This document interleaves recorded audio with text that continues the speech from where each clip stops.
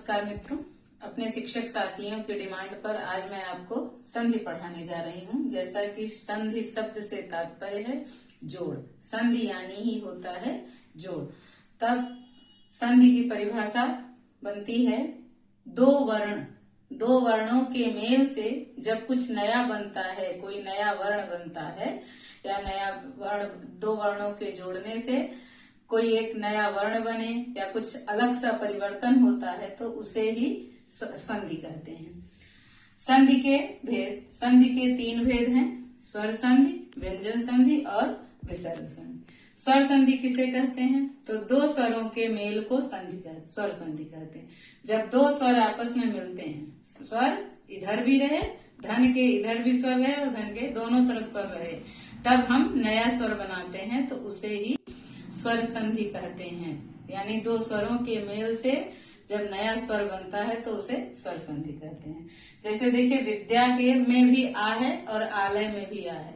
अब ये दो आ हटा करके हम एक आ रखते हैं तो ये भी विकार है, बदल गया, दो आ की जगह एक आ हो गया, इसलिए यहाँ पर विद्यालय में स्वर संधि है।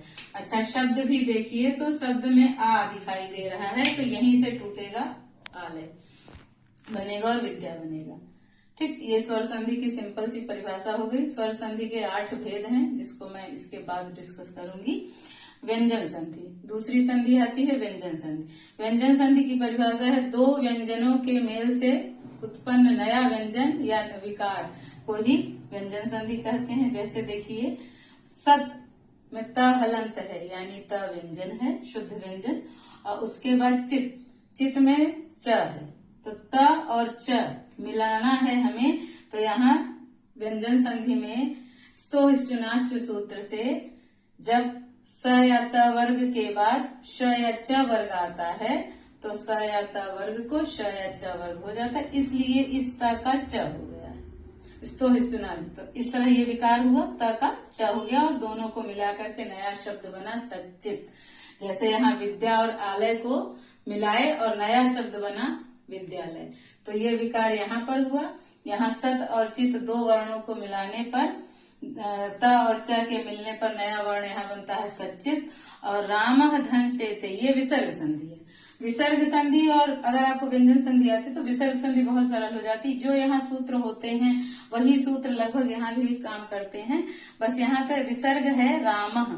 अह जो है ये विसर्ग जो होता है वो स होता है, स का ही विसर्ग बन जाता है। सजसो रू सूत्र से स को रू को अह का आदेश हो जाता है और यही व्यंजन संधि रहता है जब स रहता है।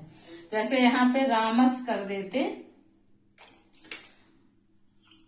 रामस से शेते, तो ये व्यंजन संधि हो जाता। लेकिन जब यहाँ पे रामः शेते किए तो अब रामः माने विसर्ग हो गया। अब विसर्ग को जब व्यंजन से हम जोड़ेंगे तो ये विसर्ग संधि बनती है और नियम यही वाला लागू होता है। सूत्र से ही यहाँ ये इसको विसर्ग को स मान करके बाद वाला जो श है इसके हिसाब से इस विसर्ग को भी श हो जाता है और विसर्ग का श बनते ही रामश्चेते, माने सूत्र से ये रामश्चेते भी रामश्चेते होता। यानी अगर आपको व्यंजन संधि आती है तो विसर्ग संधि में जरा भी कोई प्रॉब्लम नहीं होती है। बस थोड़ा सा ही ध्यान देने के लिए होता है कि विसर्ग पे आप कंफ्यूज ना होइए। विसर्ग माने केवल स दंत स, ठीक।